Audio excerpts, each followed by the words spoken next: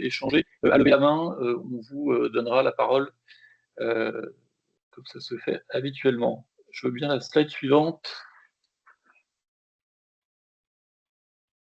Alors, le sommaire, on vous avait dit effectivement la dernière fois qu'on déjà, enfin, je vais commencer par le début, qui est le début qu'on va mettre à la fin, mais on veut vous informer, c'est très rapide, des travaux qui ont été menés pour produire un guide de déploiement des usages de MS Santé. Notre collègue Mehdi a un contretemps qui fera qu'il nous rejoindra un peu plus tard. Donc on reviendra sur cette slide-là à la fin. Donc ça, c'était plutôt une slide introductive qui l'opportunité d'en parler avec vous. C'est pas évidemment le cœur de l'échange. Donc comme la dernière fois, on va revoir des exigences nouvelles ou modifiées du référentiel 1.7. On va revenir sur les exigences qu'on a présentées lors du premier atelier, avec les retours que vous avez faits, et on va essayer de faire un consensus un peu sur les formulations de ces différentes exigences. C'est Mec qui va vous le présenter. Et puis après, la deuxième partie, c'est une présentation, alors qu'on va essayer de ne pas faire trop rébarbatif, des exigences SSI. J'expliquerai pourquoi on les adapte cette fois-ci. En tout cas, on avait à un moment donné l'intention de parler dès le deuxième atelier des évolutions des interfaces annuaires et en particulier de l'alimentation de l'annuaire. Finalement, on va le mettre, vous le verrez à la fin, dans l'atelier suivant, dans le troisième, dans 2 semaines, qui sera essentiellement consacré à ce sujet-là, et qui est une nouveauté. Et puis, bon, on verra évidemment la suite des travaux, mais on a déjà parlé, c'est nos ateliers récurrents sur le sujet. Je veux bien qu'on passe à la slide suivante, enfin, c'est-à-dire on va sauter la slide suivante, qui était le guide de déploiement, pour aller directement sur la construction référentielle, et je vais laisser la parole à Mike pour revenir sur les exigences du premier atelier. Oui, alors, merci Edouard. Alors, juste que j'active ma caméra. Ok, parfait. Donc, bonjour à tous. Déjà là, c'est un petit rappel du processus de travail, c'est-à-dire les ateliers, les échanges qu'on a avec vous et les retours qu'on fait.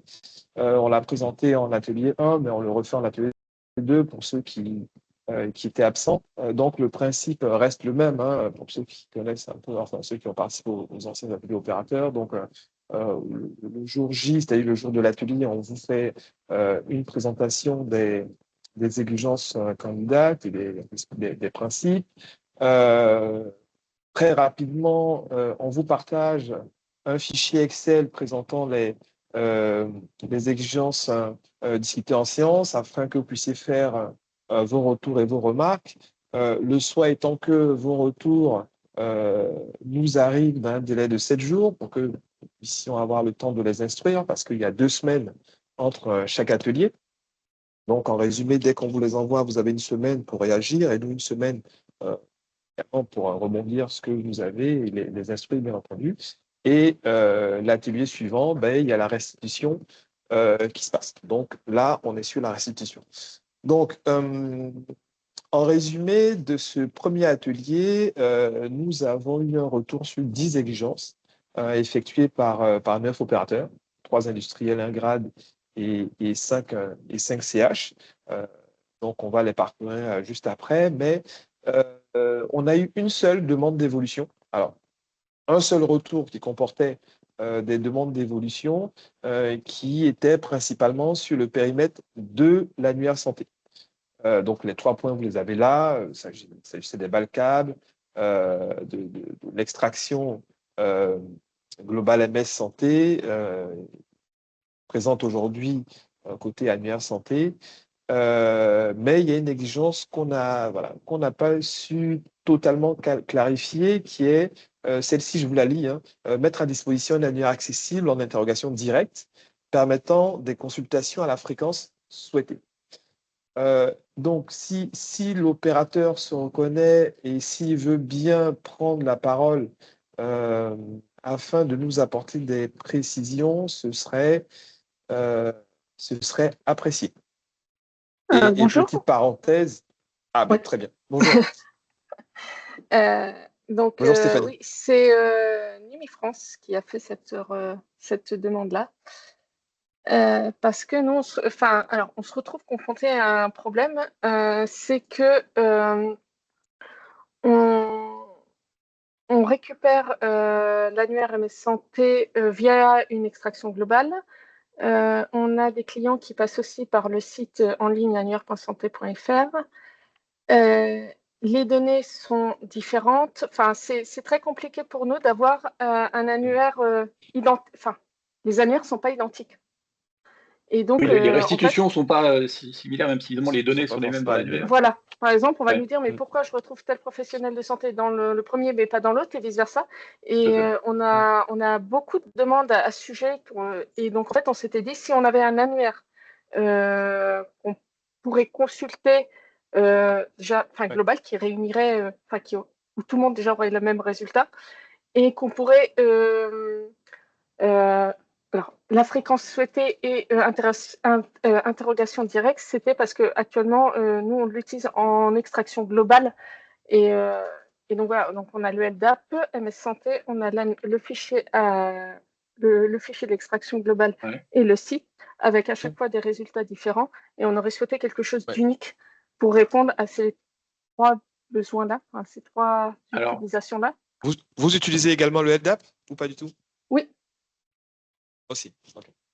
Alors justement, on pensait bien que c'était ça le sujet, mais on voulait être sûr que c'était ça le sujet.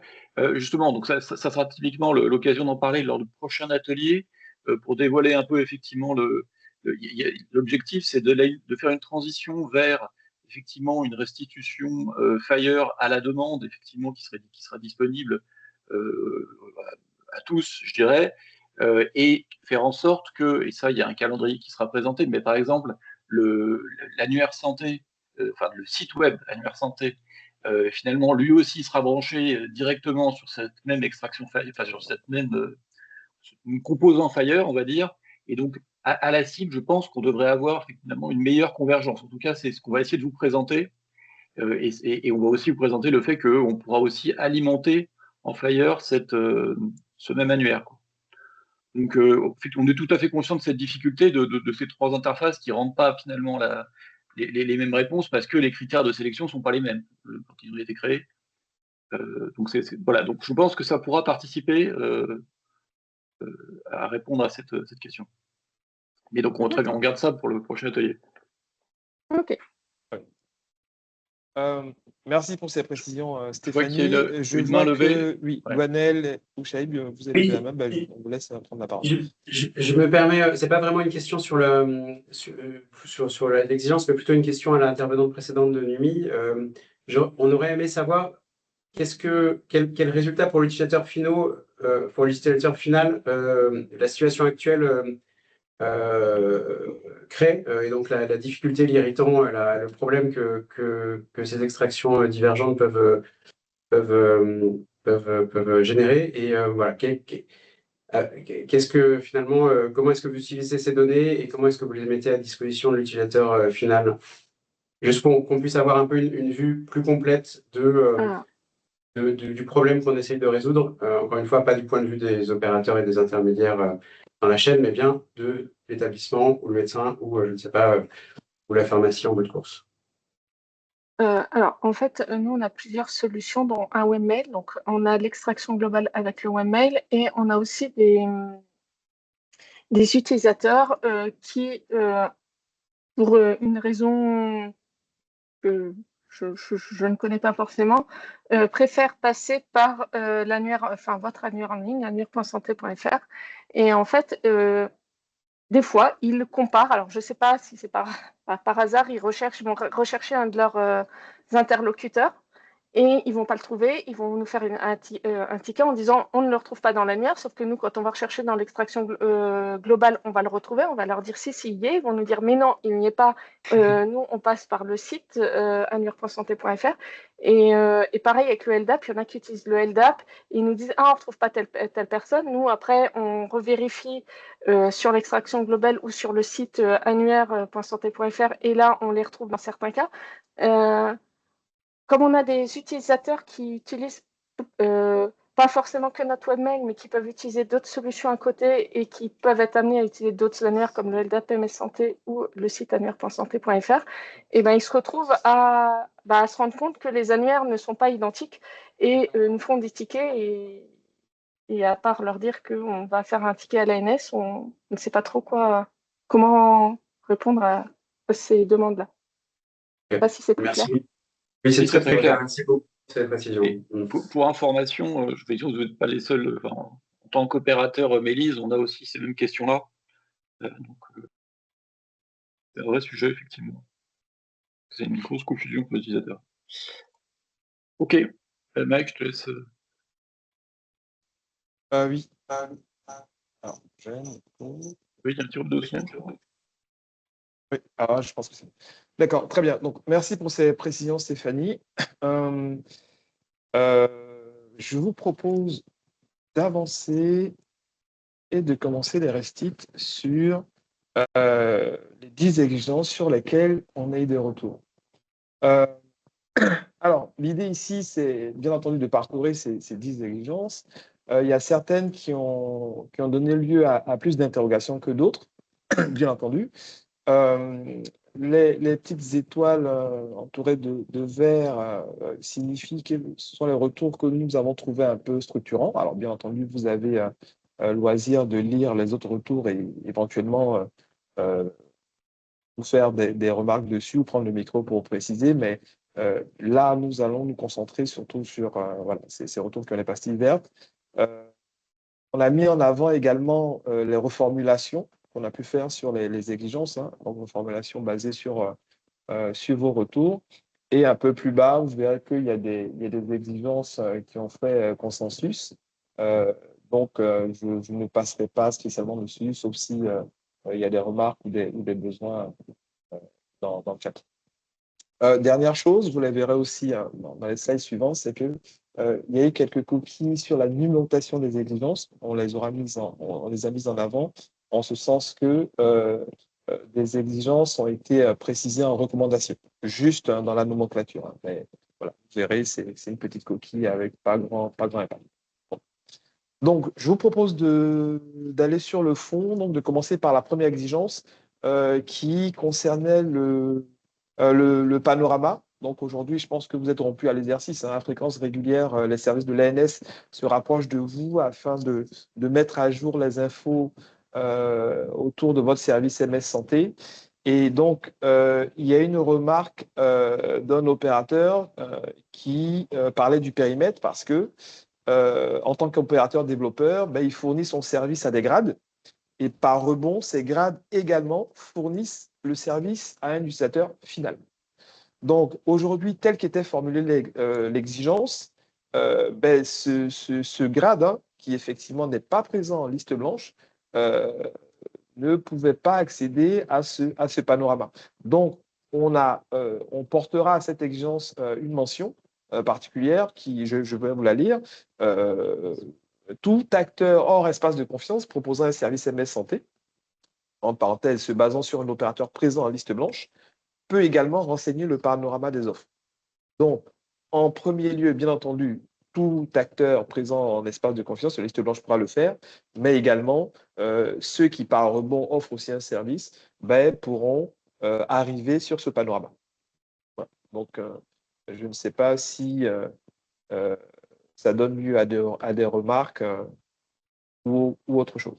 Donc, n'hésitez pas à le faire dans le chat. Malheureusement, je n'ai pas pu activer l'onglet questions-réponses ou activer votre micro, lever la main pour prendre la parole. Donc, Edouard, je te laisserai me dire si jamais il y a des... Ah ben tiens, voilà, il y a une main qui est levée, ben, il y a Saïd. Bonjour Ouais. Saïd, Bonjour à tous. je te J'avais propose de juste prendre la une parole. petite question sur ce que tu viens de dire. La fréquence de mise à jour là, du panorama, c'est vous qui la faites et tous les combien? Oui. Alors, je vais le dire de tête, donc il faudra que je vérifie parce que Mehdi aurait pu répondre à cette question plus précisément que moi. Je pense que c'est tous les 3 mois qu'on se D'accord. rapproche, qu'on se rapproche de vous pour la mise à jour. Ok. Donc en tenant compte de l'exigence là, avec ce que tu viens d'évoquer, donc tout acteur donc du type grade, parce qu'effectivement on sait que pertinemment que pour nos équipes terrain, donc accompagnement, on a un besoin de visibilité hein, sur la présentation des offres. sur l'ensemble des territoires. Du coup, il faudrait qu'on s'assure effectivement qu'on a un taux de rafraîchissement qui soit récurrent ou régulier pour pouvoir ensuite indiquer qu'il y a des nouveautés, par exemple, que par rapport à 3 mois précédents, on a cette fois-ci l'affichage des grades qui propose des solutions MS Santé. Voilà. Mhm. Ouais. Bah, aujourd'hui, comme je dis, bon, pour moi, j'ai 3 mois. J'ai 3 mois en termes de fréquence. Mais s'il y a besoin d'ouvrir la discussion sur cette fréquence, bah, il faudra inclure Mehdi dans la boucle et bon, bien entendu Saïd, Ok. le collègue d'à côté, quelque part, donc on peut le faire assez rapidement. Oui, Gonel? Et peut-être une remarque là-dessus, peut-être qu'on aura l'occasion de rediscuter du catalogue qui est une nouveauté, hein, qui a 1 an et demi à présent et qu'effectivement on veut normaliser et rendre vraiment automatique via le référentiel. Je me demande s'il ne faudrait pas distinguer les différents marchés en fait, qui nous donnerait peut-être un petit peu de clarté et qui est lié à la question de l'opérateur 3, à savoir le marché des opérateurs industriels qui vendent leurs solutions à des gens qui vont l'intégrer, mais donc qui commercialisent à des acteurs très particuliers que sont essentiellement les grades et les établissements. Donc ça, c'est un marché particulier. Et puis, effectivement, le marché adressé aux clients finaux qui peuvent être notamment dans le monde libéral et qui est assez différent, et du coup, qui relèverait presque du B2C en quelque sorte, si je résumais les choses de cette manière. Et donc, je pense que voilà, on pourrait effectivement comme vous le suggérez dans la réponse, distinguer la sous-traitance de la commercialisation directe à des acteurs notamment du monde libéral, et que ça participerait à clarifier peut-être à la fois le catalogue et ses usages, et à la fois ce qu'on demande à chacun des opérateurs selon leur type. Très bien, je prends la remarque Gonel. Ça passera. Très bien, c'est noté. Si pas plus de remarques, je prends l'exigence juste après. Donc, il s'agit de la création de balles de type 10. Donc, avec cette nouvelle version du référentiel, ben, on souhaite qu'il n'y ait plus de création de type 10, mais que, j'ai envie de dire, des balles classiques paires de type 8 soient celles qui prennent le relais. Donc, on a eu quelques remarques. Notamment sur le fait de l'assainissement de celles qui sont déjà créées. Bon, donc déjà, on reprend un peu notre doctrine dessus. C'est que pour nous, des balles personnelles, alors je précise, les balles de type 10, initialement, ont pour but de créer des balles personnelles. Voilà, des balles personnelles pour des acteurs, des professionnels de santé qui n'auraient pas d'identifiant, enfin, oui, c'est ça, qui n'auraient pas d'identifiants nationaux, donc type RPPS ou ADELI à l'époque, pour leur donner accès à la MS Santé. Donc, initialement, l'objectif, c'était de ne pas bloquer ce cas d'usage. Bon, voilà. Aujourd'hui, on estime qu'on a ce qu'il faut, en tout cas pour couvrir une grande partie de ces acteurs qui ne pouvaient pas être équipés à l'époque. Donc, pour ceux qui rencontreraient encore des acteurs qui ne pourraient pas être équipés, ben, nous, on veut bien avoir le listing de ces cas assez concrets, je pense, pour qu'on puisse instruire auprès de nos collègues, du RPPS. Il y avait déjà Il y a eu... deux exemples qui étaient mentionnés. Hein. Oui, totalement. Donc, ben, justement, je partais sur la remarque de l'opérateur 3. On nous a mentionné ces médecins, ces cas de PS qui n'auraient pas eu leur diplôme en France, et également ces IDE qui, malgré la fin de leurs études, n'ont pas encore reçu leur diplôme et qui, bien entendu, par conséquent, n'ont pas encore leur identification au RPPS. Et donc, typiquement, pour ces cas-là, on a ce qu'il faut pour qu'on puisse se rapprocher de nos collègues pour voir ce qui peut être fait sur ce point. Alors, je vois qu'il y a déjà une remarque. Je ne sais pas si je prends la remarque avant de continuer. Je veux bien. Madame Verniel? Oui, bonjour.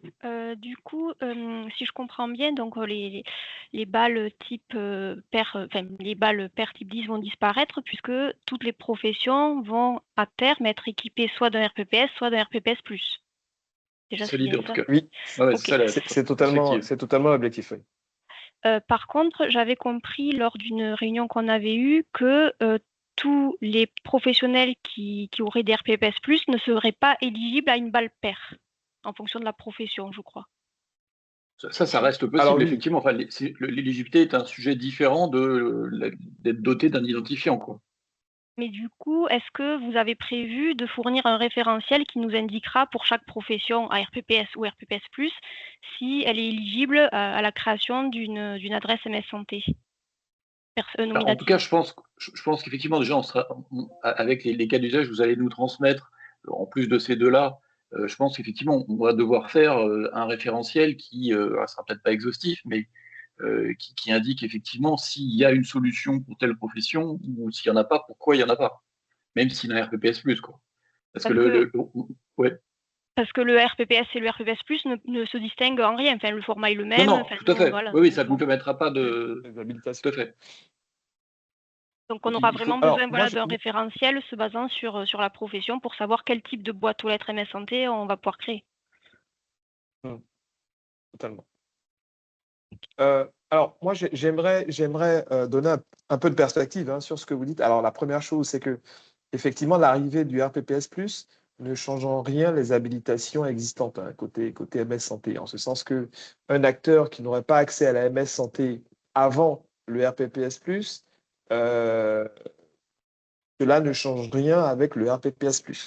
Par contre, le RPPS+ va apporter certaines facilités, comme par exemple la délégation d'accès. Et la délégation d'accès à une balle MS Santé, donc le RPPS+ va justement structurer ce sujet-là. Et pour aller plus loin, comme on a pu présenter à l'atelier 1, c'est que nous, en parallèle, on travaille aussi pour agrandir ce périmètre côté MS Santé. Donc, typiquement, notre idée étant que aujourd'hui, on sait que des acteurs qui échangent légitimement, j'ai envie de dire, des données de santé, ne sont pas couverts par cette MS Santé. Et donc, voilà, on arrête ces types 10 là, on structure un peu les choses, mais à côté de ça, voilà, cet irritant ou cette limitation, on travaille pour la lever. Donc, il faut avoir ça aussi en perspective pour du moyen terme. Et bon, bien entendu, ce référentiel, c'est quelque chose qui serait assez pratique pour vous aider dans voilà, savoir qui est capable d'être couvert par cette MS Santé. Donc, Mike, continue. Ouais, Ah oui, j'avais juste excuse-moi, Saïd, j'ai pas vu une ta main. remarque Oui. pour rebondir sur ce qu'a dit Madame Vergnol. Je la rejoins dans son propos. En fait, je pense qu'il y a eu, on a souffert très longtemps d'un antagonisme, là, d'une opposition, une contradiction plutôt, entre les finalités de l'espace de confiance et les textes réglementaires. Donc, en l'occurrence, l'article 1110-2 de mémoire et le 4 qui précisait que tout professionnel de santé habilité à manipuler de la donnée de santé est éligible finalement à MS Santé, c'est-à-dire à pouvoir échanger de la donnée de manière sécurisée. Sauf que dans la réalité, c'était totalement le contraire, puisque on a vu ces dernières années plusieurs remarques, plusieurs questions qui ont été posées, notamment à l'ANS. Edouard, tu connais le sujet, hein, notamment les psychologues, les psychomotriciens, les transporteurs sanitaires, etc. Donc, on avait une opposition entre les textes qui nous disent que oui, ces professionnels-là prennent en charge des patients, donc logiquement, ils pourraient bénéficier d'une balle MS Santé, sauf que dans les faits, concrètement, c'était impossible. Voilà. Donc, juste un aspect un peu vigilance. Je pense qu'il faudrait que vous soyez extrêmement précis dans le futur référentiel et exhaustif aussi, hein, parce que sinon, on va se retrouver avec toujours les mêmes questions et les mêmes interrogations sans forcément apporter de solutions concrètes en disant il faudrait raccrocher finalement l'éligibilité à la finalité de l'espace de confiance. Voilà. Pour se dire qu'un principe d'équité, c'est-à-dire que tout professionnel, au sens de la loi, hein, j'entends, et qui est amené à prendre en charge des patients et donc habilité par la loi, encore une fois, à manipuler de la donnée de santé, dans le concours aussi et pour pouvoir comment alimenter et améliorer, on va dire ça comme ça, la prise en charge du patient, il faudrait qu'il ait les mêmes chances que tout le monde, que les autres catégories de professionnels de santé. Sinon, on va dans le mur. Ouais. Alors, c'est un sujet qu'on a commencé à instruire, c'est un des sujets qui fait l'objet d'une saisine de l'ADAGE du ministère pour justement avancer sur l'aspect déjà juridique, pour voir si on peut atteindre effectivement cet objectif qu'on aimerait faire avancer depuis longtemps. Mais ça va dans le sens aussi de ce qu'a dit Mike, puisque vous comptez effectivement à moyen terme élargir l'espace de confiance et puis tout ce qui... Mais je te dis, c'est aussi un des sujets, je ne sais plus si on l'a dit dans le premier atelier, mais il y a plusieurs chantiers en parallèle. Là, c'est vrai qu'on regarde les exigences pour l'instant de certains types, mais il y a ce chantier-là qui est en parallèle et on espère pouvoir le faire aboutir dans le même calendrier que le référentiel 1.7, quoi. Ouais, mais après, ça tire, je comprends, hein. Mais la cible, effectivement, il faut prendre en compte la cible globale. Parce que les exemples cités, là, ce sont peut-être Oui, des oui, exemples endémiques, alors qu'il ne faut pas négliger, hein, bien au contraire. bien sûr. Mais je pense qu'on va avoir et on risque d'avoir une liste, un inventaire à chaque fois avec des cas particuliers. Et Oui, aussi un cadre, des cas, on va dire, au niveau national, puisque quand on parle d'une profession, par exemple, qui nous sollicite, nous, parce qu'il y a des négos conventionnels et on dit, bon, OK, on est intéressé par être équipé par une balle MS Santé, parce qu'on a entendu parler du système MS Santé et que nos confrères nous incitent, parce qu'ils veulent échanger avec nous, à échanger via MS Santé, bah, faudrait leur donner la même opportunité, tu vois. bien sûr, on partage. Oui. Très bien. Je crois que Gonel a levé de nouveau la main. Et non, on partage complètement, évidemment, côté ministère, cette nécessité d'instruction, voilà, avec un aspect juridique extrêmement important. Saïd, tu nous dis qu'il y a des professions qui vous réclament à vous, côté CNAM, cet accès. Est-ce que tu pourrais prendre le temps de nous les lister? Alors, ça regroupera peut-être les idées qu'on a en tête, mais ça vaut le coup quand même qu'on recoupe et qu'on recroise un petit peu nos différentes listes. Et en particulier, vous êtes des observateurs particulièrement évidemment, sans trop de monde libéral. Donc, j'imagine que vous avez une vue assez complète de ces demandes. Ouais, alors on a quelques exemples, effectivement. Moi, j'ai été sollicité récemment, par exemple, pour les opticiens. Alors, c'est vrai qu'on n'a jamais effectivement travaillé vraiment dans le détail avec eux pour essayer de creuser la question de l'équipement et du développement des usages, mais ce sont des vrais besoins aujourd'hui, tu vois, sur le terrain. Et quand ça remonte avec des représentants, par les représentants syndicaux, parce qu'on a des commissions nationales, et qu'on nous pose la question concrètement, OK, mais c'est bien gentil, hein, votre truc, on serait intéressé potentiellement, mais étant donné qu'on n'a aucune capacité, aucune information, aucun accompagnement sur le sujet, bah, finalement, on baisse les bras. Voilà, c'est ça qui se passe. Et très Mais bien, je on pourrais prend te... toutes ces on s'en informations, je pense qu'on reparle. les met dans nos petites listes, effectivement, et du coup, n'hésite pas à nous envoyer un mail, peut-être, sur dans la liste, et puis je vois que dans les commentaires aussi, René nous cite un autre exemple, donc n'hésitez Ouais, tout pas, à fait. voilà, à chacun L'appareillage, ouais. partager vos cas issus du terrain. Ok. Très bien. Pour terminer sur, sur les remarques sur les balles de type 10, donc il y a une question pour préciser un peu ce qu'on entendait sur l'interdiction de création de nouvelles balles. Donc je vais la lire. L'interdiction porte sur la création de balles de type 10 dans l'annuaire de manière globale. Alors, bien entendu, la réponse est de manière globale, hein, parce qu'effectivement, les balles de type 10, de toute façon, n'apparaissent pas dans l'annuaire. Donc ça, déjà, c'était un fait. Et la deuxième question qui est, si un opérateur repose l'accès aux balles CAB sur ces balles paires de type 10 sans les publier dans l'annuaire, cela a-t-il un impact? Alors, en principe, non, avec une balle, enfin, il n'y a pas d'impact vraiment, mais là, encore une fois, on est plutôt sur un décalage de l'objectif de la balle de type 10 initialement. Donc, je redis encore notre objectif, étant que déjà, on arrête d'augmenter la volumétrie des balles de type 10 existantes et que celles existantes, sur un délai qu'il faudra définir, migrent vers, j'ai envie de dire, des balles légitimes, donc des balles paires de type 8. Voilà. Concernant la dernière exigence qui ne s'affiche pas très très bien d'ailleurs, alors il y a une personne qui a son micro activé. Edouard, je ne sais pas si tu peux Ouais, je m'en charge. regarder et désactiver les micros. Merci beaucoup. Donc la dernière qui ne s'affiche pas très bien, désolé. Donc il s'agissait de la délégation d'accès aux différentes balles des opérateurs. Voilà. Et l'idée était de retirer cette exigence parce que était un peu en contresens avec d'autres principes que porte le référentiel. Bon, on n'a pas eu de remarques structurantes.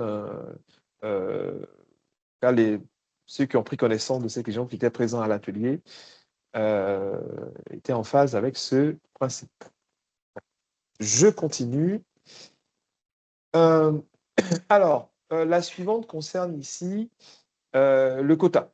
le quota de remplissage d'une balle MS Santé. Donc, on a fait évoluer la formulation. Donc, je vous lis déjà cette nouvelle formulation. Afin de minimiser le risque de non-réception de message, l'opérateur dont la balle dispose d'un quota maximal de stockage doit informer à plusieurs reprises le ou les utilisateurs d'une balle lorsque celle-ci s'approche du quota. Lorsque 100% du quota est atteint, le ou les utilisateurs de la balle doivent être informés qu'ils ne pourra plus recevoir ou envoyer de messages tant que le quota reste à 100%. Donc déjà, je vais rapidement expliquer pourquoi on a fait bouger cette exigence et ensuite on rentrera dans la question parce que avec vos retours, on a remarqué que certains d'entre vous n'avaient pas ce principe de quota. N'avaient pas ce principe de quota, donc forcément, côté adhérence avec cette exigence, c'était pas ça. Donc voilà pourquoi on a fait évoluer cette exigence et que vous remarquerez la phrase structurante dans cette nouvelle formulation qui est en gras, qui précise que lorsque l'utilisateur dispose d'un quota, voilà, exigence applicable. Donc, deux retours structurants. Donc, de l'opérateur 2, dans le cas où le serveur de messagerie n'est pas géré par l'opérateur industriel, mais la responsabilité ne peut pas être portée par l'opérateur. Donc, ce qu'on comprend, c'est qu'il y a certaines architectures au sein de cet espace de confiance où, en réalité, l'opérateur va mettre à disposition uniquement le module proxy, donc vraiment cette brique technique qui permet d'échanger et de recevoir au sein de cet espace de confiance, mais le serveur de messagerie est à la main de la structure de l'utilisateur final. Donc, n'ayant pas la main sur ce serveur de messagerie, sur ce module technique, voilà, il est normal que ce soit plutôt l'exploitant du proxy, je vais dire ça comme ça, qui soit responsable de ce sujet. Par contre, ce qu'on demande, donc on comprend totalement ce cas de figure, mais par contre, ce qu'on demande, et c'est ce qu'on essaie de préciser avec la réponse côté opérateur 2, c'est qu'il est nécessaire dans ce cas que l'opérateur informe son client, l'utilisateur final, que cette responsabilité lui incombe. Les CGU ou toute autre manière, mais bon, voilà. Un peu comme on fait avec le référentiel 1, on voyait bien la présence de dans la CGU. Opérateur 3, la remarque, voilà, nous ne fonctionnons pas avec le système de quota de stockage. Les messages sont conservés pendant une durée définie et sont automatiquement supprimés au terme d'une période de 3 mois. Donc, c'est de l'assainissement continu, j'ai envie de dire, au niveau des boîtes aux lettres. Et c'est particulièrement cette remarque qui nous a fait évoluer au niveau de la formulation. Alors, je vais juste lire la question, Clément, et je te passe la parole. Alors, nous, on a une interrogation voilà, qu'on aimerait vous partager et que vous la trouvez là dans la colonne de réponse tout en haut. C'est selon vous, quel est le bon canal justement pour adresser cette notification concernant le quota à l'utilisateur? Est-ce que ce serait sa balle d'enrôlement, donc la balle non MS Santé, ou selon vous, il faudrait qu'il reçoive cette notification vraiment dans la boîte de réception de la balle MS Santé? Voilà, donc si certaines personnes ont un avis, vous pouvez le mettre au sein du chat ou carrément prendre la parole pour nous partager votre avis. Clément, je te passe la parole. Ouais, merci. Bonjour Mike et Edouard. Du coup, je revenais sur la réponse opérateur 2. Je vois bien l'idée de déléguer la responsabilité d'un DCGU à un établissement qui est porteur de son serveur de messagerie. Mais voilà, comme on va rentrer dans une nouvelle version du référentiel avec une opposabilité des audits, etc. Voilà, demain, moi, l'ANS vient auditer mon service et cette exigence du référentiel, elle repose sur moi qui suis opérateur. Est-ce que de présenter des CGU dans lesquels je mets un RACI qui explique que cette exigence, elle n'est pas portée par moi, ça suffit à me justifier et à pas subir les sanctions qui arriveront par la suite? Oui, alors, sur ce sujet-là, effectivement, je dirais c'est un peu ce qu'on avait anticipé lors de la task force opérateur. On avait distingué à cette occasion-là les opérateurs développeurs des opérateurs acheteurs. Ce vers quoi on s'oriente, mais on n'en a pas encore parlé avec vous, ça sera plutôt sur la partie référencement que les exigences en elles-mêmes. Mais c'est qu'on se dit qu'on va quand même de nouveau faire cette distinction et que finalement les modalités de référencement et donc de sanctions potentiellement vont être ciblées par catégorie d'opérateurs. Donc, ce qui veut dire que ces exigences-là, elles seront fléchées aussi opérateurs-acheteurs. Ok. Tu veux dire que demain, il pourrait, donc quand on parle d'audit à partir de 2027, ça pourrait être à la fois vers des industriels et à la fois vers des établissements qui sont opérateurs avec une solution industrielle. C'est ça, même si effectivement c'est quelque chose qu'on aimerait à terme effectivement voir se diminuer en termes de volume, je pense qu'effectivement on risque de devoir faire comme ça. Ok, très bien. Il faudra qu'on en reparle de toute manière de ces sujets-là. Oui, bien sûr. Ok. Très bien, merci. Shahid. Oui, bonjour, merci. Alors, il y a un écho. Il va y avoir 2 micros ouverts. Ouais, désolé. Oui, l'écho est toujours présent, je crois. Il y a toujours l'écho. Oui, une seconde. Oui, vous m'entendez? Oui, là, c'est bon. Oui, pour répondre à... Tu posais la question du canal préférentiel pour solliciter quelqu'un en cas de boîte pleine. Là, aujourd'hui, si on se fait une boîte dans le privé, je parle de Gmail ou autre, c'est souvent l'adresse qui a permis de créer cette adresse-là, l'adresse principale donc qui est utilisée dans des cas comme ça.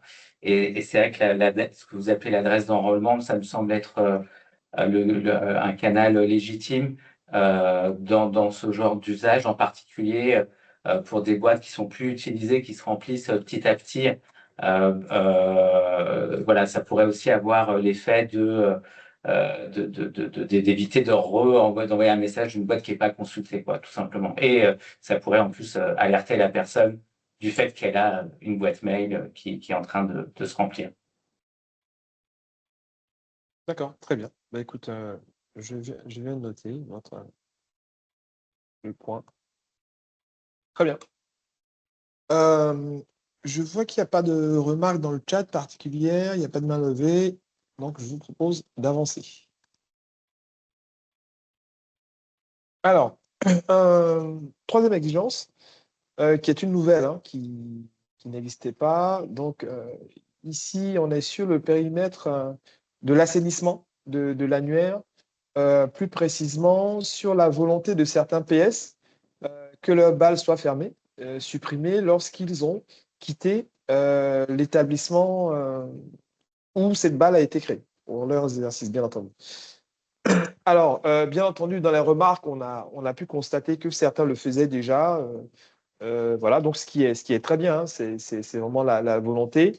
Mais de manière pratico-pratique, auprès du support, on a fréquemment des demandes de PS qui se rapprochent de nous parce qu'ils ont fait plusieurs tentatives auprès de leurs anciennes structures et que ces tentatives ne sont pas allées au bout.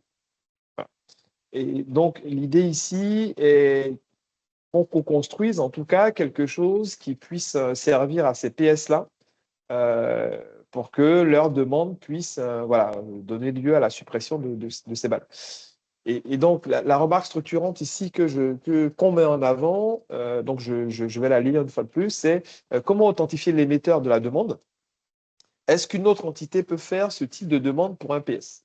Qu'en est-il quand l'opérateur ne gère pas la balle, mais seulement le compte MS Santé?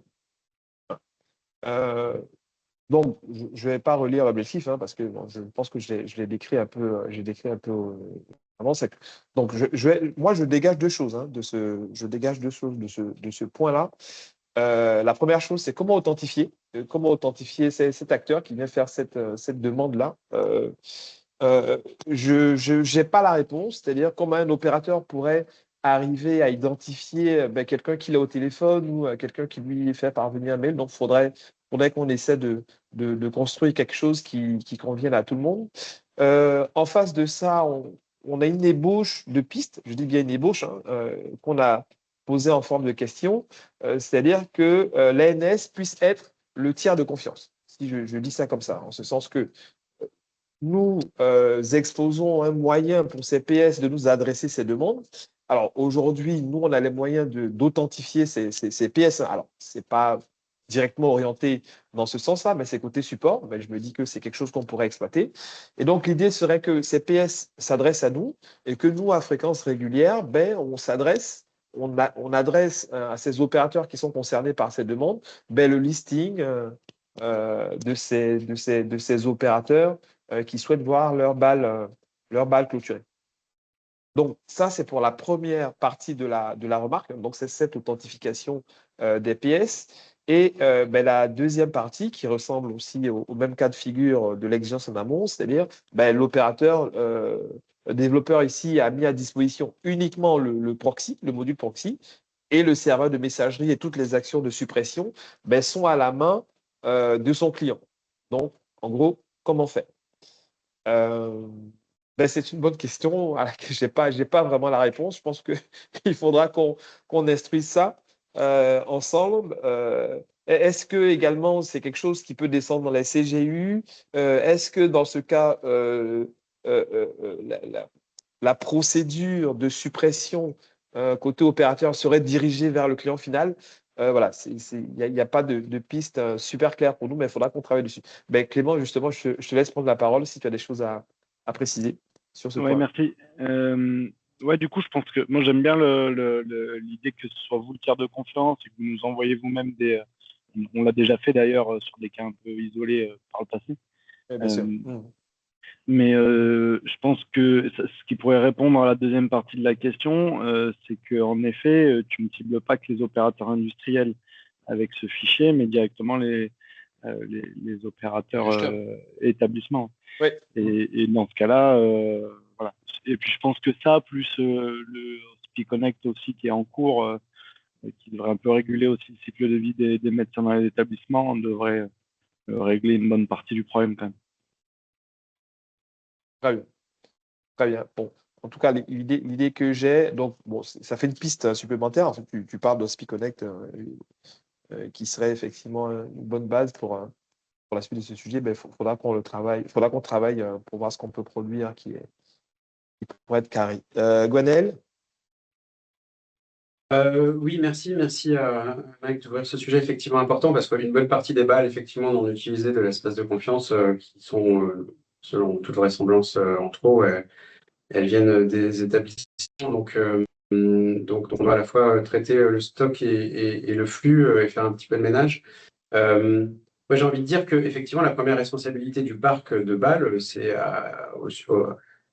au responsable métier en quelque sorte qu'elle revient donc à l'établissement qui doit savoir qu'un médecin n'exerce plus et fermer sa balle. Enfin, moi, quand je quitterai le ministère, il y aura évidemment une procédure qui se déclenchera, qui fera que ma balle sera supprimée et qu'elle apparaîtra plus nulle part et que voilà, les données aussi probablement disparaîtront. Mais en tout cas, la situation normale, c'est celle-là. C'est que les gens qui décident d'ouvrir une balle personnelle à l'hôpital, parce qu'ils pensent qu'il y a un usage légitime pour la personne derrière cette balle personnelle, la ferme quand le professionnel se part effectivement. Donc le sujet, c'est comment est-ce qu'on met en place cette pratique effectivement avec sans doute un mix d'accompagnement et de sensibilisation à cette pratique, à cette bonne pratique qui d'ailleurs est mentionnée dans le guide ES que Mehdi vous parlera tout à l'heure, et par le référentiel lui-même qui s'applique à la fois aux établissements opérateurs. Là, donc, on va pouvoir mettre une exigence spécifique là-dessus. Bien gérer votre parc, je ne sais pas comment la formuler, mais voilà, mieux que ça sans doute, mais en tout cas, dans une sens, ce serait ça.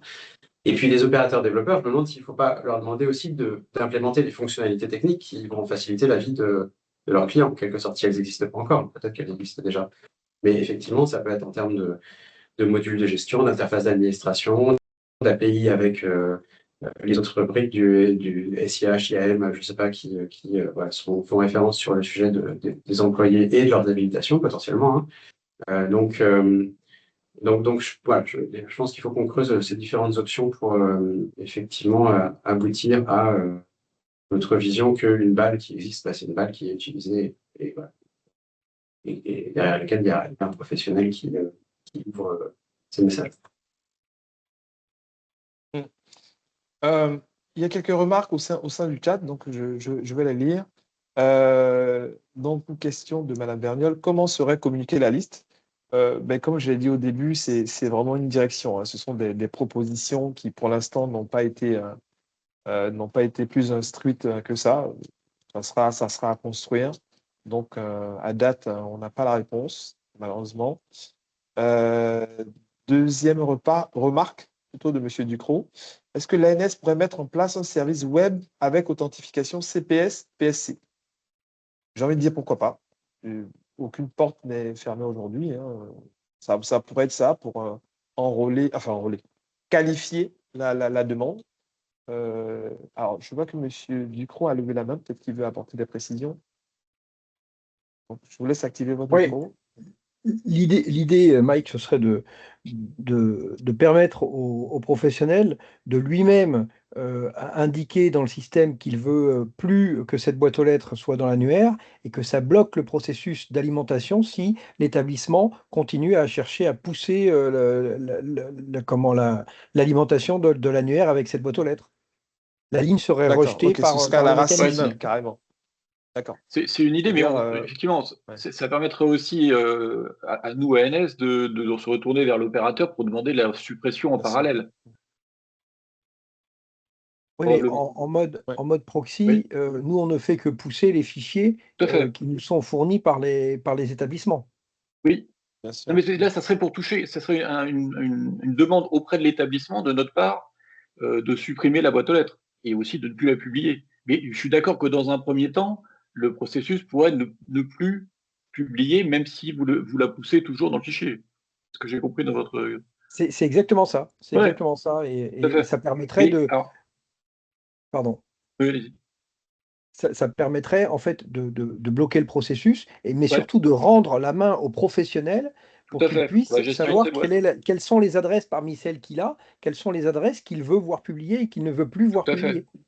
Alors ça c'est quelque chose qu'on n'a pas discuté récemment avec vous, mais c'est le sujet de l'irritant 3 et de la prise en main par les professionnels finalement de leurs balles et de savoir sur quelle balle ils veulent recevoir quel type d'échange. Et effectivement, c'était aussi une des pistes finalement de mettre un service à destination des PS eux-mêmes pour qu'ils puissent gérer leur boîte, quitte à les masquer justement dans l'annuaire volontairement.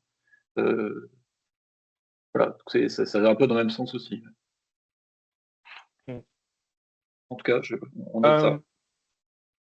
Oui, je continue les remarques sur l'exigence. Donc, un médecin, alors c'est une remarque de M. Léonard, un médecin qui part à la retraite ne veut pas dire qu'il n'exerce plus ou n'intervient plus dans le même hôpital. Comment le SI, le système, enfin le service informatique plutôt, je pense, peut-il le deviner? Alors, je vais avoir un peu de mal à répondre de manière très basique à cette question parce que, bon, Je veux bien qu'on échange dessus parce que je suis pas sûr de saisir, parce qu'effectivement, on a le cas de Ouais. médecins qui sont en retraite et qui n'ont plus d'activité, sauf pour eux-mêmes, je dirais. Je ne sais pas si c'est ce cas-là, parce que j'imagine que même s'il part en retraite, il n'a pas de raison de conserver son adresse dans un établissement pour autant. Il pourrait peut-être avoir une Et adresse pour aller mail. même plus loin, j'ai envie de dire que le service RH, après, bon, Oui, c'est ça. je ne vais pas m'initier dans l'organisation de l'établissement, mais je me dis le service RH a cette information à minima et qui devra avoir une sorte de coordination entre le service informatique et le RH, comme je sais qu'il existe des procédures pour pouvoir créer des balles MS santé dès l'arrivée ou avant même l'arrivée de nouvelles ressources médicales au sein des établissements. Donc, ce serait peut-être une piste à travailler par là. Et encore une fois, nous ici, le périmètre, c'est, même si ce que M. Léonard met en avant est très important, le périmètre, c'est plutôt l'EPS qui demande la suppression, donc qui est proactif sur la demande de suppression et pouvoir lui donner une solution fiable pour arriver à ses fins. Donc, effectivement, on est plutôt sur le cas où le PS souhaite supprimer ses balles. Je continue sur les remarques donc de M. Pires. L'ordre des médecins à l'info de l'exercice des médecins. La notion de liste rouge ne répond-il pas à la question de publication par un établissement. Alors, enfin, ma méconnaissance un peu des principes et de la communication de l'ordre des médecins ne me permet pas de répondre à cette première question. Donc, si quelqu'un a la réponse, je veux bien qu'il nous la partage. Saïd, je réponds juste à la deuxième et je te passe la parole. Donc, la notion de liste rouge ne répond-elle pas à la question de publication par un établissement?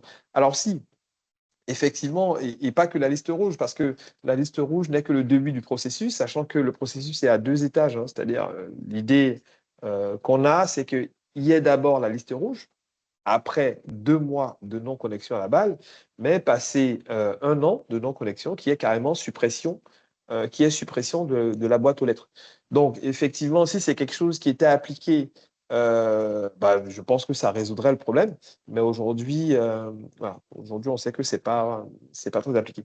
Mais au-delà de ça, sans attendre les 12 mois de non-connexion pour la suppression, je le redis, hein, encore une fois, là, ce qu'on cherche à mettre en place, c'est lorsque le PS est proactif. Donc, lorsque le PS il demande à supprimer sa balle. Voilà, qu'on lui donne des moyens d'atteindre son but. Saïd? Ouais, non, je voulais juste te compléter sur la question, l'ordre des médecins, plutôt à l'info de l'exercice. Alors, comme tu dis, il y a tellement d'hétérogénéité au niveau national que les pratiques dans les établissements sont totalement différentes les unes des autres. On a déjà eu des cas de figure où on retrouvait, par exemple, un médecin qui travaillait à Strasbourg au CHU, qui a changé d'activité pour aller travailler à Toulouse, et la mise à jour n'a pas été faite, tu vois. Donc, soit le médecin effectivement est proactif et dans ce sens-là, ça pose aucun problème puisque, vous allez faire le nécessaire derrière. Mais un médecin proactif, c'est une goutte d'eau, je pense, sur la totalité des effectifs de professionnels qui travaillent, en établissement. Moi, j'ai peur qu'effectivement on passe à côté, de beaucoup de choses et qu'il y ait beaucoup de professionnels qui changent d'activité, de département, qui sont à la retraite ou de situation d'exercice, par exemple, qui risquent de passer à travers les mailles du filet. Alors après, je crois que de mémoire, il y avait des procédures dans certains établissements, il me semble, avec des formulaires à remplir en cas de changement d'activité, de départ, etc. Je ne sais pas si on pourrait orienter là-dessus, ou peut-être en lien aussi avec les gammes, parce que je pars du principe que la gestion administrative dans un établissement, ça peut être automatisé aussi. Et donc le fait de dire, ou peut-être d'insister sur le fait qu'il y a une obligation, une exigence qui porte là-dessus, donc pour contraindre les établissements à faire le nécessaire en cas de cessation d'activité, changement de département, etc. Voilà. Parce que les médecins, en fait, je pense qu'ils font pas le nécessaire, hein. Il y en a beaucoup qui ne sollicitent pas leur ordre, hein, pour faire le nécessaire en cas de changement d'adresse, etc. D'accord. Faut pas compter là-dessus. Ok, d'accord. Ben, merci pour l'information, Saïd. Je vois que cette exigence fait beaucoup réagir. Je vais en prendre encore quelques-unes et je vous proposerai de passer à celle d'après parce qu'on a déjà 1 heure de consommé. Je vais en prendre une dernière même d'ailleurs. On va finir sur une bonne note.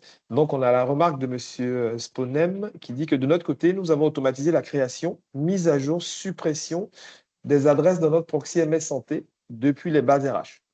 Ben, ce serait, j'ai envie de dire, le Graal, hein, pour le sujet des balles qui ne sont plus utilisées, que, en tout cas au sein des établissements, on ait cet automatisme. Alors, pour le reste des remarques, on va les instruire en asynchrone. Si vous le voulez bien, concernant cette exigence, et au sein du compte rendu, on pourra les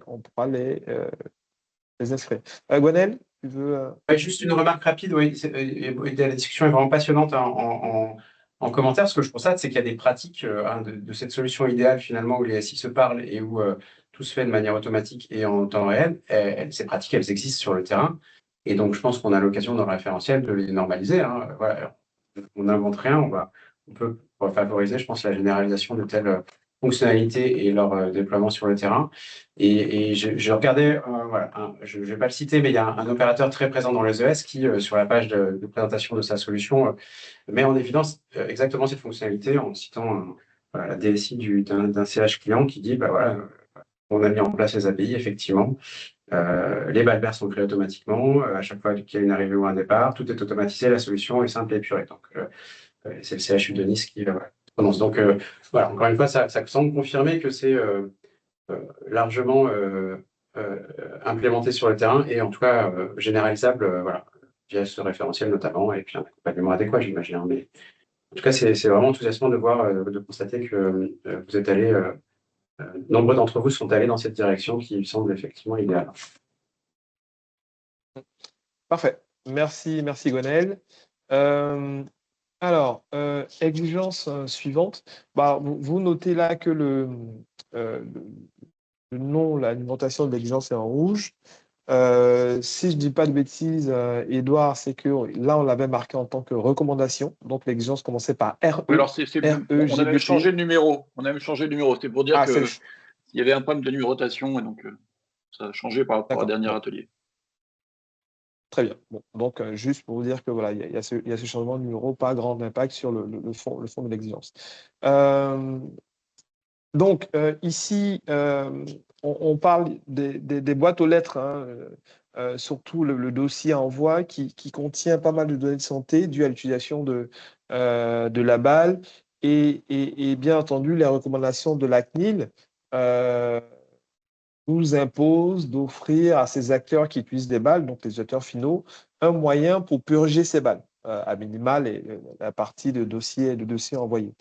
Alors, on a été assez satisfait de constater que c'est quelque chose qui était largement implémenté, hein. Par contre, un opérateur avait un avis différent. Donc, c'est l'opérateur 5 qui disait que la suppression est systématique au départ du professionnel. Donc, bon, quelque part, ça répond à l'exigence du dessus, c'est très bien. Par contre, il dit que pas d'action de nettoyage durant la vie de la balle. Donc, voilà, la partie, ce dossier envoyé, message envoyé, ne bouge pas, n'est pas supprimé tant que la balle existe. Et il faisait une remarque en disant que la demande était un peu déplacée, je lis, hein, et pas d'intervention intrusive de son côté. Donc, je serais favorable à ce que cet acteur déjà prenne la parole pour nous préciser un peu, enfin, qu'est-ce qu'il entend par demande déplacée et aussi ce qu'il appelle, enfin, qu'est-ce qu'il veut dire par intervention intrusive. J'avoue que j'ai un avis un peu différent dessus. Alors, je ne sais pas si la personne se reconnaît, sinon c'est un CH. Je pourrais donner le nom du CH si la personne est présente là, dans l'atelier. Mais je vais donner le nom du CH, mais bon, on est entre opérateurs, je ne pense pas qu'il y ait grand risque. Alors, il s'agit du CH de Libourne qui nous a fait cette remarque. Alors, je ne sais pas si une personne du CH est présente pour qu'on ait un peu plus de précision. Bon, j'ai l'impression que non. Bon. Donc, l'objectif de cette exigence, voilà, on l'a marqué un peu, on l'a marqué à droite là. Déjà, c'est une exigence qui est héritée de la CNIL presque, j'ai envie de dire. Et au-delà de ce besoin de ne pas garder des données de santé dont on ne se sert pas, donc ça c'est le côté CNIL, l'exigence répond aussi à ce sujet de remplissage de boîtes aux lettres. Parce que ce dossier envoyé, écoutez, il fait partie de l'espace est utilisé par ce dossier envoyé qui, pour nous, n'a pas particulièrement d'utilisation dans le cadre des activités des professionnels de santé. Donc, je ne sais pas si là, autour du call, il y a des remarques ou des… Mike, il y avait aussi la remarque de l'opérateur 4 là, qui nous disait que c'est quand même beaucoup trop ambitieux et qu'il voyait aussi des difficultés à l'implémenter. Oui, oui, effectivement, tu as… Et c'est vrai que là, la question qu'on se pose à chaque fois, c'est cette gestion de quotas, hein, pour éviter de dépasser le quota, c'est est-ce qu'il faut effectivement que collectivement, comme certains opérateurs l'ont fait, on essaie d'aller vers finalement une suppression automatique des messages qui ont plus de 3 mois ou une durée quelconque, ce qui à la fois traite le quota et évite d'avoir des services opérateurs qui coûtent un bras en hébergement pour des gros volumes. Voilà, on est un peu entre deux natures de solutions. Là.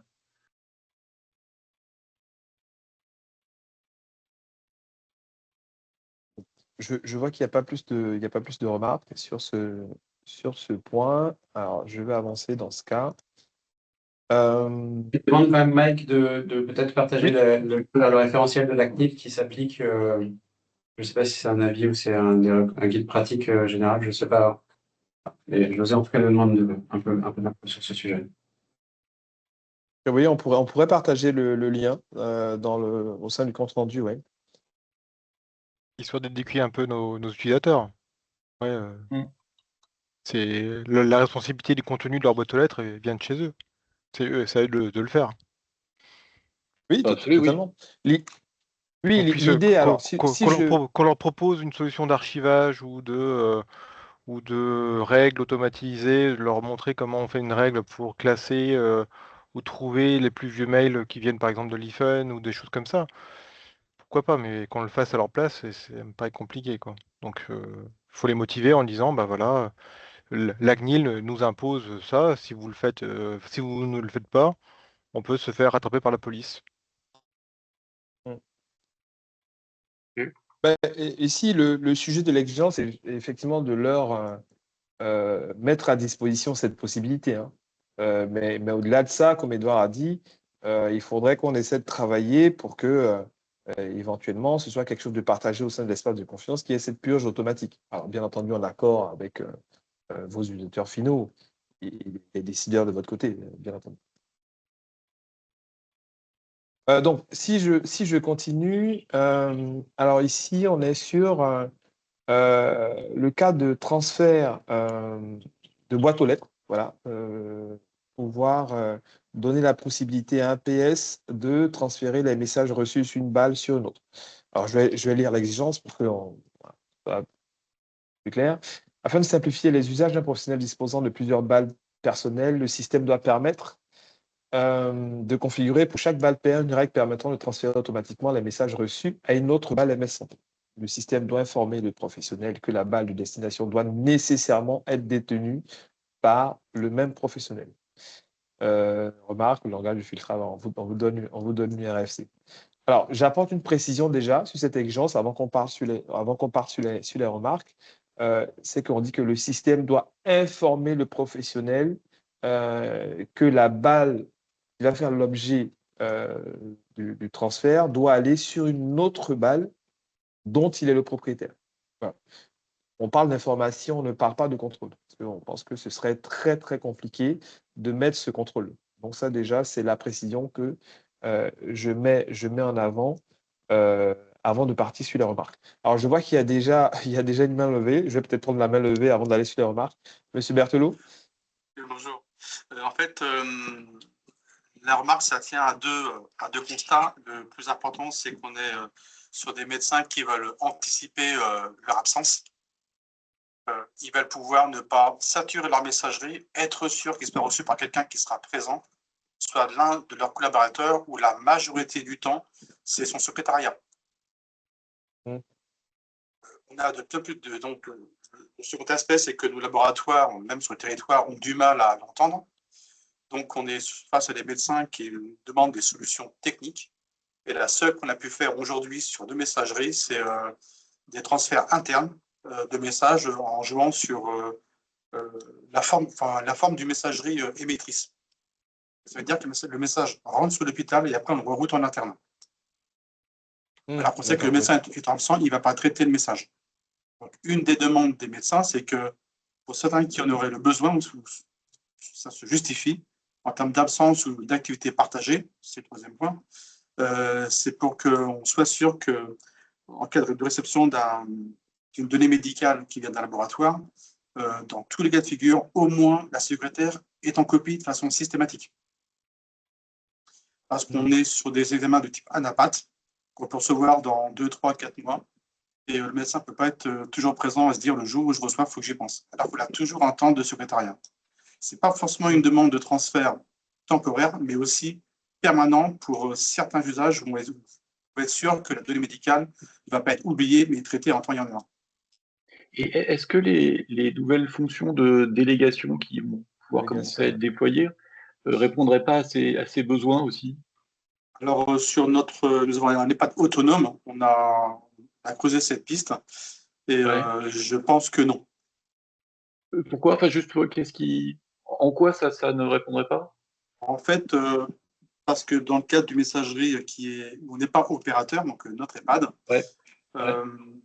seul le porteur de la messagerie peut s'y connecter et la redirection nous a été fortement déconseillée et n'est pas forcément maintenue dans le temps. Mais pour eux, ça ne peut être qu'exceptionnel. Donc, du coup, on laisse les messages rentrer pour l'hôpital de Saumur, mais on aura ce besoin pour notre EHPAD autonome. D'accord, très bien. C'est noté. Clotilde?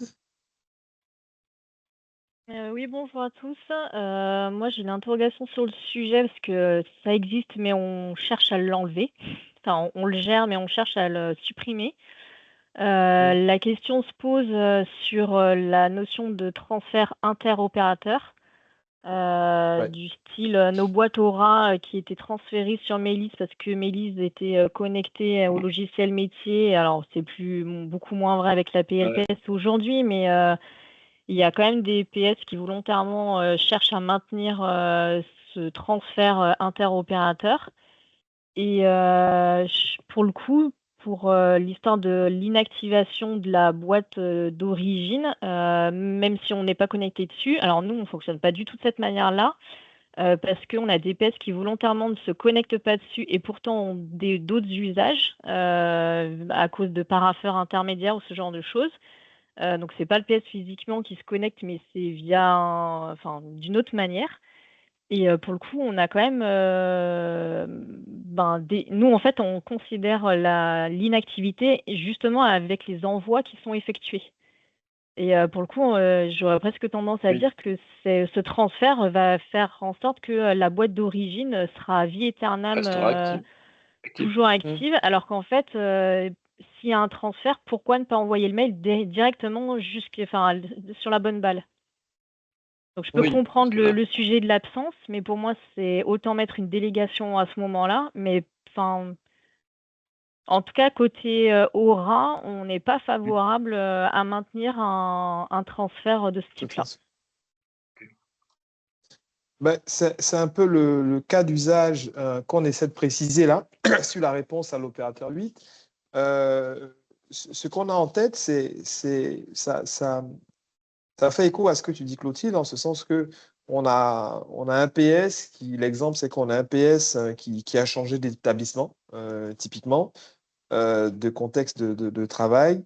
Et donc, pour se rassurer sur le fait qu'il ne loupe pas de messages pendant une période donnée, il souhaitera que les messages qui arrivent sur sa balle historique soient transférés sur sa nouvelle balle. Voilà. Le temps qu'il informe ses correspondants que sa nouvelle adresse est bien celle qui reçoit les transferts. C'est ce que nous, on a dans le viseur qui participe à la motivation de cette exigence-là, Clotilde. Si c'est une période donnée, ça me va, mais moi, j'ai peur du très long terme. Oui, totalement. Monsieur Ducrot? Écoutez, moi je partage le point de vue de Clotilde. C'est pas dur. En fait, ça pose deux problèmes. Le premier, si on utilise une méthode de réacheminement type régressive, transférer le message on perd la traçabilité. Et on aura un accusé de réception s'il y a eu une demande d'accusé de réception qui sera faite sur la distribution du premier mail, et alors qu'on ne saura pas s'il a été distribué sur la deuxième boîte. Donc on a un vrai problème de traçabilité. Si on utilise une méthode de reroutage, de faire suivre A automatique, c'est-à-dire en conservant l'émetteur initial, eh bien, si on change de domaine entre les deux et d'opérateur qui a la gestion du domaine, le mail ne pourra pas ressortir de notre infra. Parce qu'on ne sera pas opérateur. C'est-à-dire que moi, si je reçois un mail réacheminé depuis Mélis, pas avec une régressive, avec un reroutage, donc l'émetteur reste sur une adresse Mélis, je ne peux pas le réacheminer à un opérateur qui n'est pas, qui est autre que moi et qui est autre que Mélis, parce que quand le message va vouloir sortir, il sera nécessairement rejeté, et pour des bonnes raisons. Oui, tout à fait. Voilà. Donc en fait, on a un problème technique et un problème de traçabilité. C'est juste. Ok, c'est noté. C'est bien noté. Je ne sais pas s'il y a d'autres remarques dans le chat concernant ce sujet.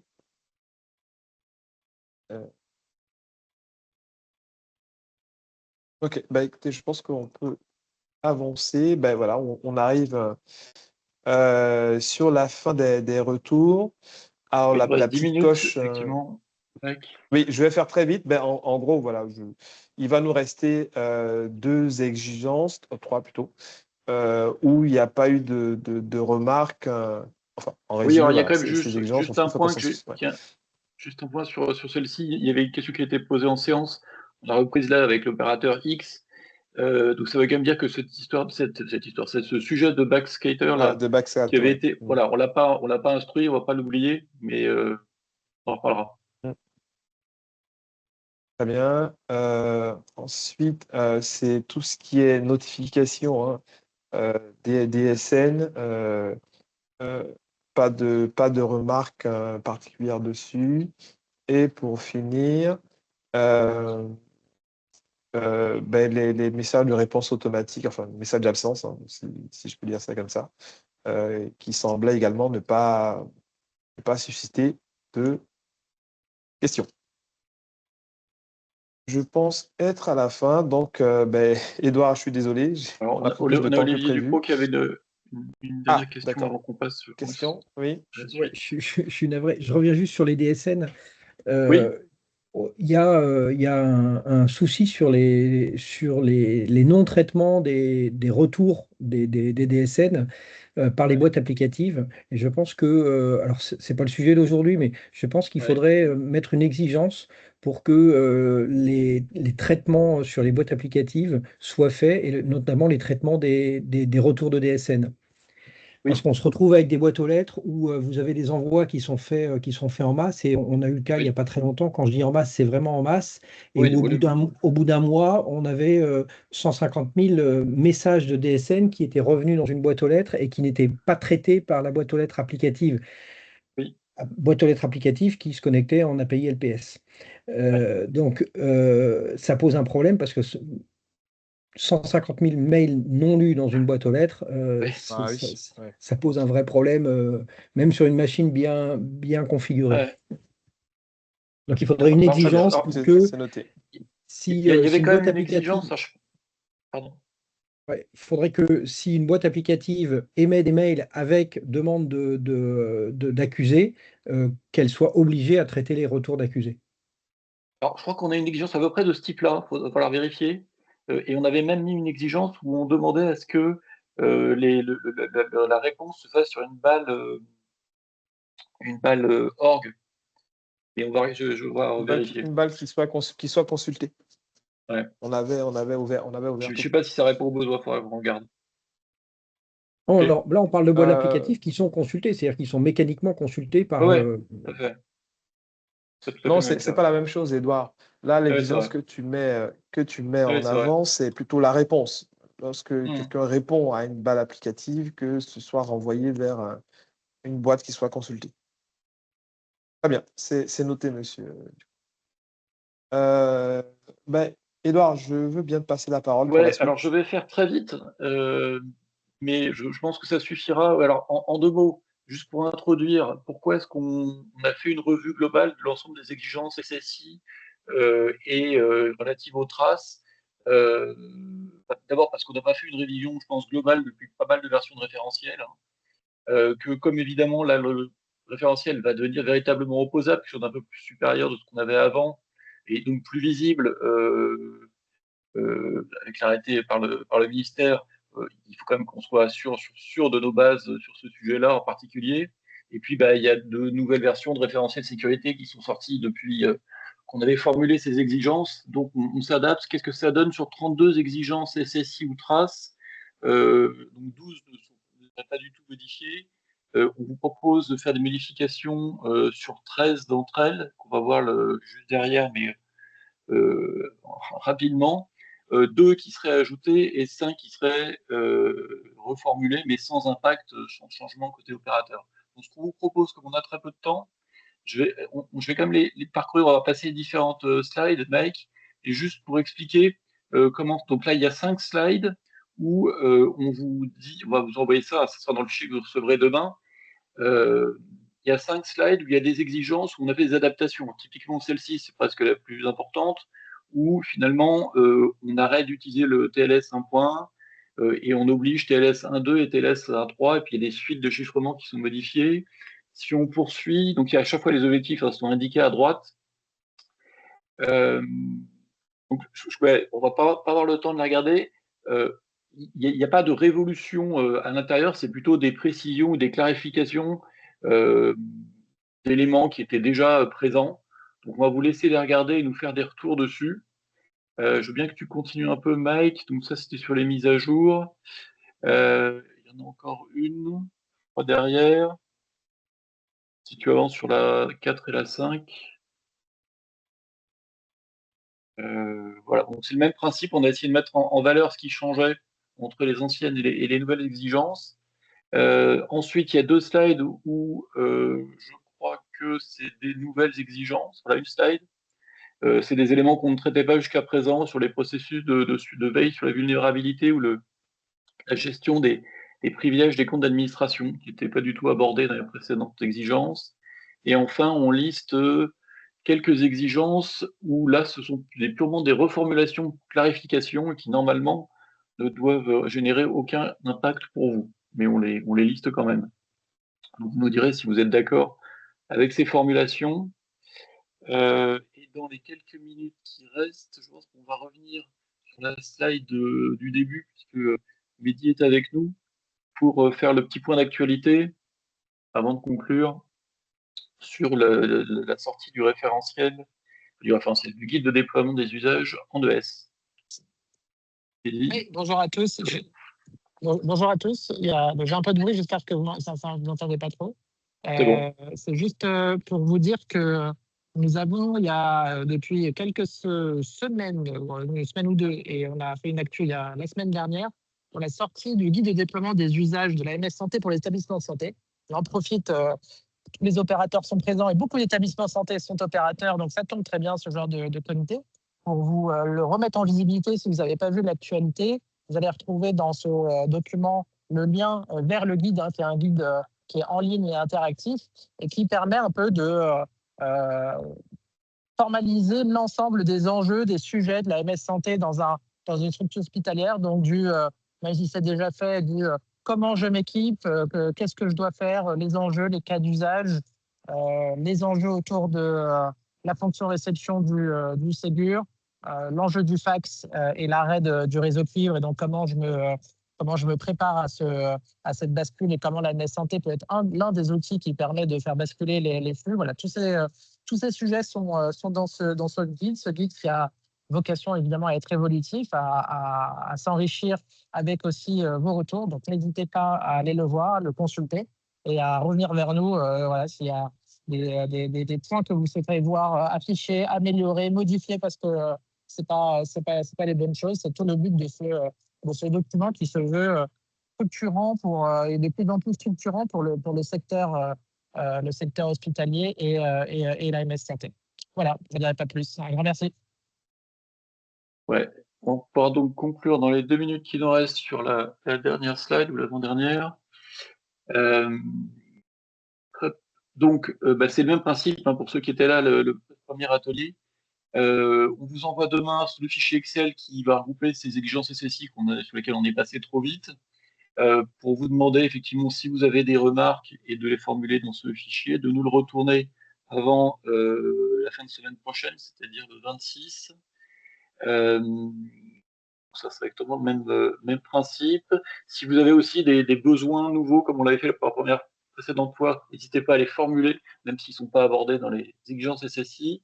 Donc le prochain atelier aura lieu dans 2 semaines, le 2 juillet, même horaire, et pour le même principe. Donc on fera un retour peut-être sur les exigences SSI en espérant qu'il y ait beaucoup moins de retours et de remarques. Donc, conserver du temps pour parler des nouvelles interfaces d'alimentation de l'annuaire santé, mais qui va nous conduire aussi à parler de consultation de l'annuaire santé. Donc il est presque l'heure. Le temps de vous remercier de votre participation et on attend avec impatience vos contributions et de vous retrouver dans 2 semaines pour le prochain atelier. Merci à tous. Merci à tous. Merci également. Bonne Au journée. revoir. Bon après-midi. Merci, bonne journée. Merci Au revoir. beaucoup. Au revoir. Merci, au revoir. Au revoir. Merci beaucoup, Edouard et Mike.